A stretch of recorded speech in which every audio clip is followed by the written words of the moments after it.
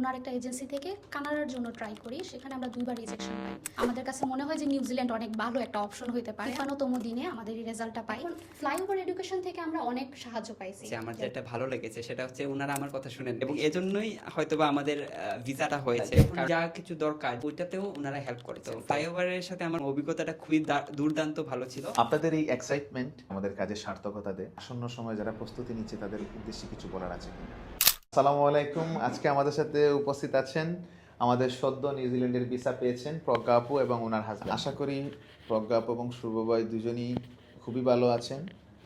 শুরুতেই আপনাদের দুজনকেই অভিনন্দন জানাচ্ছি আপনাদের সদ্য নিউজিল্যান্ডের ভিসা পাওয়ার জন্য। আমি আপনাদের কাছে জানতে চাই স্পেশালি যে আপনাদের এই নিউজিল্যান্ডের ভিসা পেয়ে অনুভূতি কী? প্রথমে অসংখ্য ধন্যবাদ ভাইয়া।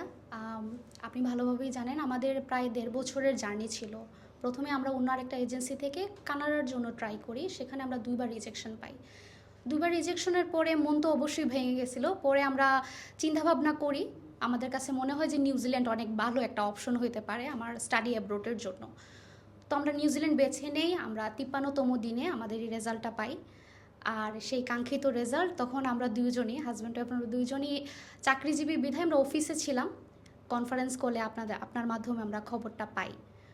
প্রথম অনুভূতি যদি বলি তাহলে মানে বলে বোঝানো যায় না আর কি। এটা আসলে মিশ্র প্রতিক্রিয়া, একই সাথে অনেক কিছু কাজ করে।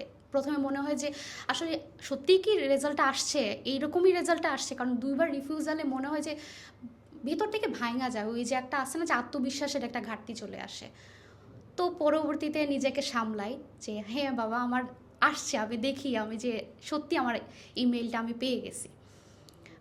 তার পরবর্তীতে আমার মা বাবার কথাও মাথায় আসে। তারাও তখন নেপালে ছিল, আর নেপাল থেকে ওই দিনই তারা ল্যান্ড করার ছিল আর কি। আমার রেজাল্টটা এমন টাইমে আসে যে তারা মাত্র ল্যান্ড করছে, আর আমি তাদেরকে ফোন দিয়ে খবরটা বলবো, কারণ ওনারাই আমার এই সব স্টাডি অ্যাব্রোডের পিছনে মূল হুতা যদি বলি। তারাই আমাকে ইন্সপিরেশন দিয়েছে যে তুমি যাও, তুমি পারবে।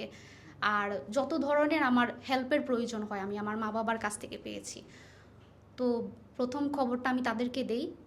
আর এখানে আসলে একটা আনন্দ ছিল, আনন্দের সাথে অশ্রুও ছিল যে ফাইনালি আমরা সেটা অ্যাচিভ করতে পারছি। আপনাদের এই এক্সাইটমেন্ট আমাদেরকে আসলে আমাদের কাজের সার্থকতা দেয়, পাশাপাশি আমরা উৎসাহিত হই কাজের জন্য। তো স্পেশালি আমি আজকের এই পডকাস্টে বলতে চাই যে আমাদের এই যে উচ্চশিক্ষায় যারা আমরা কাজ করছি, আমরা অকপটে জানাতে চাই আমাদের এই সম্পূর্ণ প্রসেসিং থেকে স্টুডেন্ট এবং আমরা যারা কাজ করি সবার জ্বালানি শক্তি হিসেবে আমাদের সম্মানিত শ্রদ্ধেয় অভিভাবকবৃন্দরা থাকেন। তো ওনাদেরকে আমরা স্ক্রিনে দেখতে পাই কম, তাদের কথা অব্যক্ত থেকে যায়। তাদেরকে সবাইকে ভালোবাসা এবং অভিনন্দন জানাতে চাই। আমি এখন যদি আপনাদেরকে প্রশ্ন করি যে আপু স্পেশালি আপনি বলবেন যে আপনার বাড়ি কোথায় পড়ছে এবং পাশাপাশি আপনার আগের এডুকেশন ব্যাকগ্রাউন্ডটা এবং নতুন করে কোথায় পড়তে যাচ্ছেন একটু যদি বলতেন। হ্যাঁ ভাইয়া, আমি হবিগঞ্জের মানুষ। আমার স্কুলিং, আমার ইন্টারমিডিয়েট লাইফ দুইটাই হচ্ছে হবিগঞ্জে। পরবর্তীতে আমি কুমিল্লা ইউনিভার্সিটি থেকে ব্যাচেলার ডিগ্রি শেষ করি। আমার সাবজেক্ট ছিল পাবলিক অ্যাডমিনিস্ট্রেশন।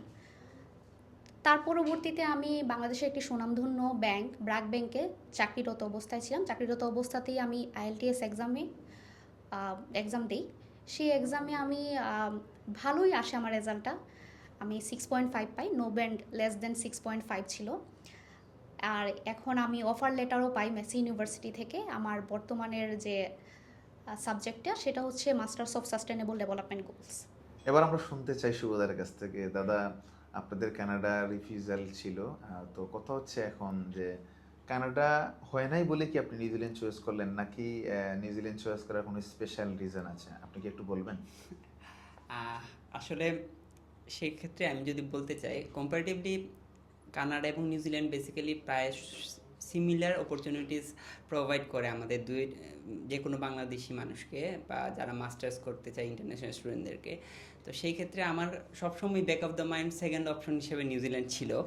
আর নিউজিল্যান্ডের পিআর পাথওয়েতে মাস্টার্স করলেই 6 পয়েন্ট পাওয়া যায়। সো মাস্টার্সটা কমপ্লিট করতে পারলেই আমরা হয়তো বা ইলিজিবল হব যে পিআরের জন্য অপশনে যাবার।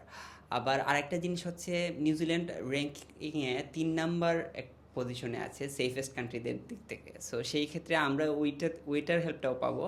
আর মাসি ইউনিভার্সিটি বা যে কোনো ভালো মানে পাবলিক ইউনিভার্সিটি নিউজিল্যান্ডের QS রেটিংয়ে 500-র ভেতরে আছে। সো আমরা যেমন মাসি ইউনিভার্সিটি কিন্তু 250-র ভেতর, এবং সোশ্যাল সায়েন্স ফ্যাকাল্টিটা টপ 100-এর ভেতরে আছে ওয়ার্ল্ডের ভেতর। তো সো এই এত প্রোজ থাকতে আমরা কেন নিউজিল্যান্ড চুজ করব না? আমার মনে হয় যে নিউজিল্যান্ডটা one of the best choice for international students. দাদা, আপনাদের তো আগে একটা রিজেকশন ছিল কানাডা থেকে, তো বলাই যায় যে আপনারা একটা জটিল প্রক্রিয়ার মধ্যে দিয়ে গিয়েছেন। পরবর্তী সময়ে আপনারা আমাদের টিম ফ্লাইওভারাইজেশনকে চুজ করেছিলেন, তো আলহামদুলিল্লাহ সৌভাগ্যক্রমে আপনাদের ভিসা হয়েছে। তো এই সময়ের মধ্যে আপনাদের টিম ফ্লাইওভারাইজেশনের যে জার্নিটা ছিল সেটা কেমন ছিল, এবং কিছু বলতে চাইলে বলতে পারেন আপনি। ফ্লাইওভার এডুকেশনের সাথে আমার পরিচয় হয় আমার একটা ফেলো কলিগের মাধ্যমে, যিনি আপনার ফ্রেন্ড, নাম বলছি না। তো ফ্লাইওভার এডুকেশনের সবচেয়ে ইম্পর্টেন্ট ফ্যাক্টর হচ্ছে, আমার যেটা ভালো লেগেছে সেটা হচ্ছে ওনারা আমার কথা শুনেন নেই। বেশিরভাগ ক্ষেত্রেই আমি অনেক ক্ষেত্রে যখন বলেছি, পুশ করেছি অনেক কিছুতে, বা রিজেকশন আসার কারণে আমাদের মাঝে একটা মেন্টাল ট্রমা ছিল। সো ওইটা থেকে বের হয়ে আমরা অনেক কিছু ফ্রাস্ট্রেশনও ঝাড়ছি ওনাদেরকে অনেক সময়। বাট সবসময়ই ওনারা আমাদেরকে না করেছেন, হ্যাঁ বলেননি, আমাদের কথায় কথায় হা হা বলেননি, এবং এজন্যই হয়তোবা আমাদের ভিসাটা হয়েছে। কারণ আমি অনেক সময় ওনাদের উপর অনেক বেশি জাজমেন্টাল অনেক ওয়ার্ড বলেছি বা অনেক কিছু করেছি, সেই ক্ষেত্রে ওনারা অনেক সময় আমাদেরকে সাপোর্ট দিয়েছেন, যে কোনো এসওপি লেখা থেকে ধরে কীভাবে কী করতে হবে, কোন প্রসেসে কী দিতে হবে, এমনকি আমাদের যখন যা কিছু দরকার, যে কোনো ডকুমেন্টেশন হেল্প, ওইটাতেও ওনারা হেল্প করেছেন। তো ফ্লাইওভারের সাথে আমার খুবই ভালো একটা সম্পর্ক হয়ে গেছে এর মাঝে, এবং অভিজ্ঞতাটা খুবই দুর্দান্ত ভালো ছিল এবং খুবই মসৃণ ছিল। এখানে আমাদের কোনো বলতে হয় না, 2-3 বার ফোন দিয়ে বলতে হয় না ভাই এটা করেন বা ওইটা করেছেন কিনা, ওনারা নিজের দায়িত্ব নিয়ে সব কিছু করেছেন। আচ্ছা আপু, আপনার কাছে একটা শেষ প্রশ্ন থাকবে, সেটা হচ্ছে যে আমাদের আসন্ন সময়ে উচ্চশিক্ষায় আগ্রহী অনেক শিক্ষার্থী আছেন যারা প্রস্তুতি নিচ্ছেন। তো আপনি একটা লম্বা জার্নি বিনিময় করেছেন, তো আপনার কাছ থেকে আমি জানতে চাই বা স্পেশালি বলতে চাই আপনাকে যে আপনার আসন্ন সময়ে যারা প্রস্তুতি নিচ্ছে তাদের উদ্দেশ্যে কিছু বলার আছে কিনা। ভাইয়া অ্যাডভাইস তো দিতে পারবো না, কিন্তু আমি আমার নিজের অভিজ্ঞতাটা শেয়ার করতে পারি। আমি যা রিয়েলাইজ করছি আমার এই 1.5 বছরের জার্নিতে, প্রথম অভিজ্ঞতাটাই ছিল এটা যে আমি যদি আরেকটু ফোকাসড হইতাম, মানে আরেকটু ফোকাসড বলতে এই যে এজেন্সি, তারপর এই যে নিজের থেকে একটা রিসার্চ করা, সেই রিসার্চটা আমি বলবো আমি প্রপারলি করি নাই। আমার কাছে মনে হয়েছিল তখন যে আমি আইএলটিএসটা শেষ করছি, ঠিক আছে এখন অ্যাপ্লাই করা যায়, বাট প্রপারলি একটা রিসার্চ করা দরকার কিভাবে অগ্রসর হওয়া যায়। তারপর কনসালটেন্সি ফার্ম যেটাই আমি সিলেক্ট করি না কেন সেটা ওয়াইজলি সিলেক্ট করতে হবে। অ্যাডভাইস দেওয়ার কাজ হচ্ছে এজেন্সির, তারা অ্যাডভাইস দিবে। এখন ফ্লাইওভার এডুকেশন থেকে আমরা অনেক সাহায্য পাইছি, যেমন আমাদের এসওপি লেখাটা খুবই ইম্পর্টেন্ট ছিল। আমরা প্রিভিয়াসলি যে এজেন্সির মাধ্যমে এসওপির প্রসেসটা ছিল সেটা আমরা নিজেরা করছিলাম, বাট ওইটা kind of letter kind of জিনিস হয়ে গেছিলো, যেটা আমাদের কাছে পরবর্তীতে যখন আমরা রিয়েলাইজ করছি আমাদের কাছে অনেক হাস্যকর মনে হয়েছে, কারণ এসওপি এইভাবে লিখে না, যেটা আমরা ফার্স্ট ফ্লাইওভার এডুকেশন আইসা রিয়েলাইজ করছিলাম। ফার্স্ট রিয়েলাইজেশন এটাই ছিল।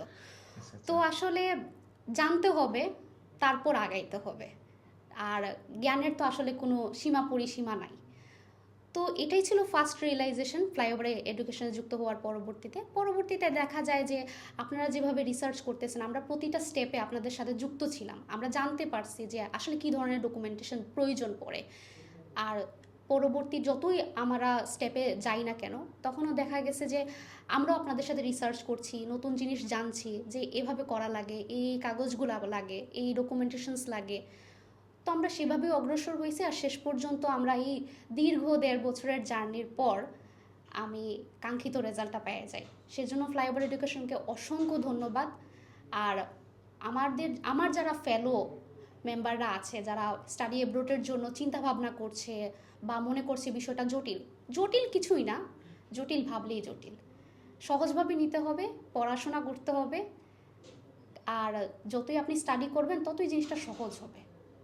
এই তো ভাইয়া।